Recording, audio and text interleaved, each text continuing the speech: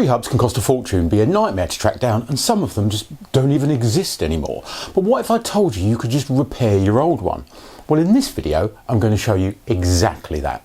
I did a video a few weeks ago and I noticed that the bearings in the Freehub of the bike I was working on had failed. Spin the wheel, hold the crank, let the crank go, and the crank starts spinning around again. What's going on there? The bearings have gone in the Freehub. And I said I'd do a video to show you how to fix that. Well, this is that video. Doing the more technical stuff yourself can save you a small fortune. Bearings are cheap and relatively simple to replace, but you need the right tools. Now, if you don't have those tools, you take them to somebody that does, and you pay for the privilege. But if you have a few bikes ride thousands of miles a year through all weather conditions, then that would be like throwing money down the drain. This is a blind bearing puller. You use it to extract bearings. It costs roughly £30. And this is a bearing press. And yes, you've guessed it, you use it to press bearings back in. That set costs roughly £40. Now, you will only need to use these tools a few times for them to pay off. With the right tools and a little know-how, you can do these jobs yourself. So here we have an example of three very common wheel manufacturers: Hunt, Mavic and Fulcrum. And the Freehubs on these wheels cost between £30 and £70. But believe it or not, the bearings inside those Freehubs cost just £2. The Freehub on your bike is made up of two things, as I was saying earlier: the bearings, which makes it spin nicely. That one does spin nicely, doesn't it? And also a ratchet that works in a very similar way to this wrench. Now, as I was saying earlier, we know that the Freehub bearings in this wheel have failed. So let's fix it. Now, to save on time and stopping you all losing the will to live, I have already removed the cassette and the axle from this wheel. Now, this wheel is a basic Hunt wheel, so the axle uses a common or garden 17mm spanner. However, different manufacturers vary. Some will use an Allen key like that, and you put it inside the axle and turn it, whilst others will use a very thin spanner like that, which is called a cone spanner. To do this job, you will need the following tools. As is always the case with bike repair, the obligatory Allen key set and spanner set. You are also going to need a blind bearing puller, a bearing press set, some oil or grease, depending on the instructions of your Freehub manufacturer. You will need some kind of solvent cleaning agent like that, and a cloth that's preferably cleaner than this one. All tools that I've used in this video are linked below. Right, so because the axle's off of this wheel, we can now remove the Freehub and service it. Right, first of all, get your rag and your cleaner. Give that Freehub a quick blast over. Just makes it a bit nicer to deal with, a bit easier to handle when it's not got so much snot all over it. Careful of the pawls on the Freehub with your cloth, because you can end up pulling them off. Right, that little shim, just pop that somewhere safe if you've got one of those, and just give that top seal a quick wipe over, and then we can look at trying to get that out. There you go, that's what that seal looks like. So if we just get ourselves, you can do it with a pick like this or a screwdriver, and what you're doing is you're just very, very carefully lifting that seal out. Be careful because it's got a bit of rubber and plastic in it. Give it a wipe over and put it somewhere safe.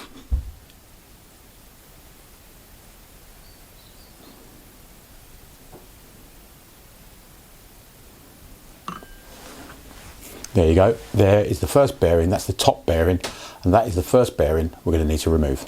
So, grab your bearing puller, and you want your collet for that bearing size, and the driving pin, there you go, that's the collet. And that pin goes up inside the collet and spreads that collet open, which then grabs hold of the bearing. So join those two together, slot them inside, grabbing your spanners, 17mm in my case. Sat between the top and the bottom bearing is something called a preload tube. Now you don't want to do your collet up too tight because you could end up damaging that preload tube. So as you'll notice there's a bit of slop.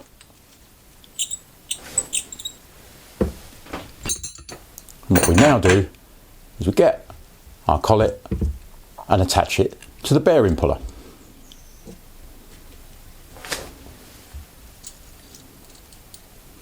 There you go, like so. Put an Allen key on the top. Grab a 14mm spanner and start turning the spanner to pull the bearing out.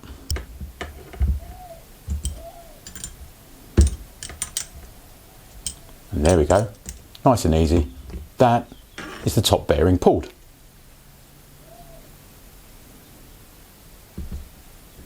And that is the tube I was telling you about. Drop your preload tube somewhere safe, and there you go. Now we can see the bottom bearing that we now need to do the same process on. Put a bit of oil inside the Freehub. This will aid the pulling of the bearing. Once again, your collet with your spanners. Just pinch it up so it grabs the back of the bearing, not too tight. Load it onto your puller. Grab your Allen key and your spanner and follow the same process again and pull the bottom bearing.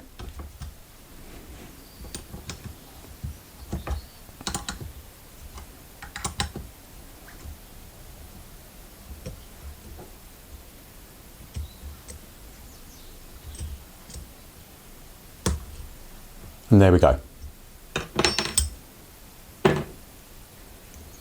Bearing out. And as you can see, it's in a right state. And that is probably where our problem was coming from. And the inside of the Freehub doesn't look much better either.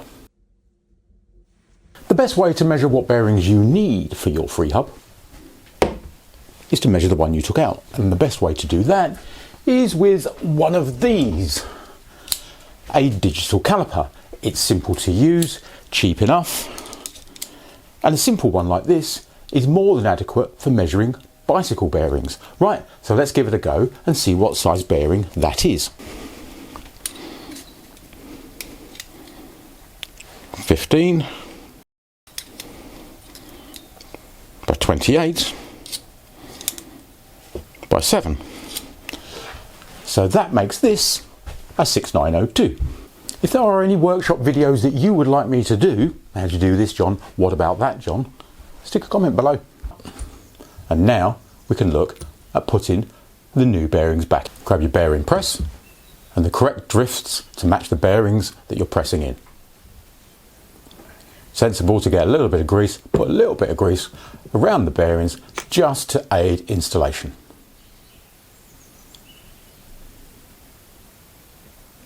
Put your bearing on your drift.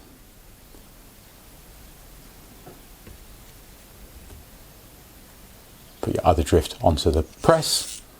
Freehub onto the press. Bearing and drift face down, obviously. Put a couple of spacers on because this bearing's going down quite a way. We need to use a couple of spacers to get all the way down. Spin your bearing press down and carefully push the bearing back in.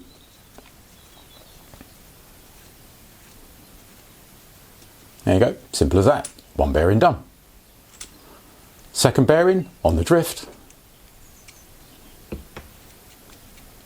Preload tube. Apply a little bit of grease. Never a bad thing.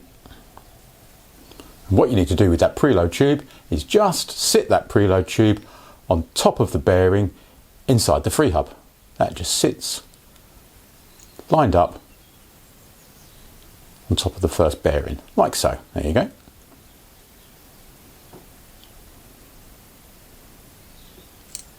Load all of that onto your bearing press. There's your top bearing with the drift on it. And follow the same process again, and let's press that bearing in.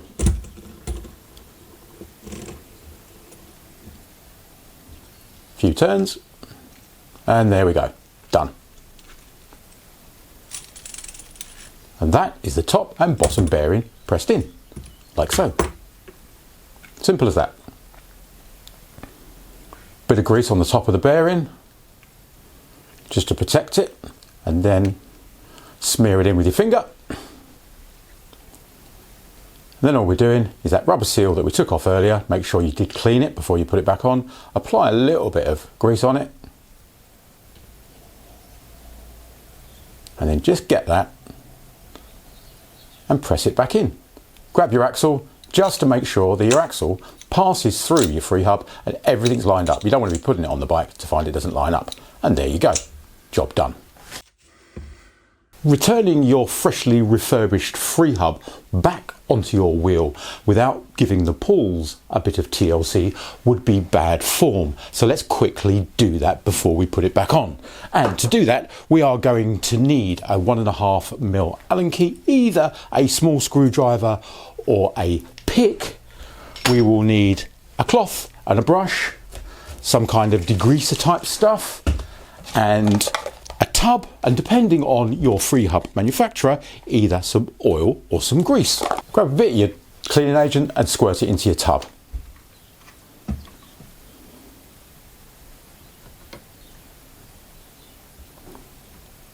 And what you first of all need to do is you need to remove this little grub screw here using your 1.5mm Allen key. Grab the Allen key, spin that little grub screw out. Yeah, there you go, pop it somewhere safe. Then get in your flathead screwdriver or your little pin. What you need to do is you need to basically lift off the little retaining clip that holds all the pawls in place.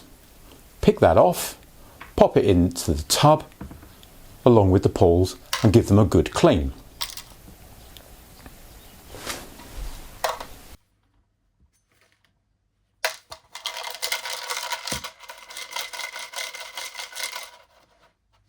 Once you're confident everything is nice and clean, you can then start popping it back together.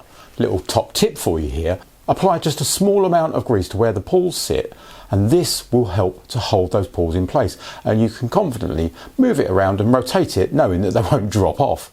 Once they're all in place, you then get your spring and you fit your spring back into place.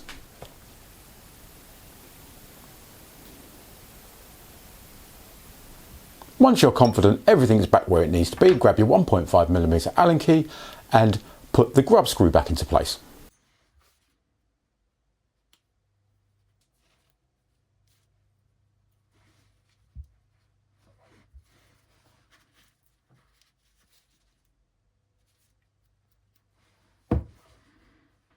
Before you return the Freehub to the wheel, it's good practice to give the Freehub mechanism within the wheel a good scrub. Use a cloth or a small brush and some degreaser and give it a thorough clean.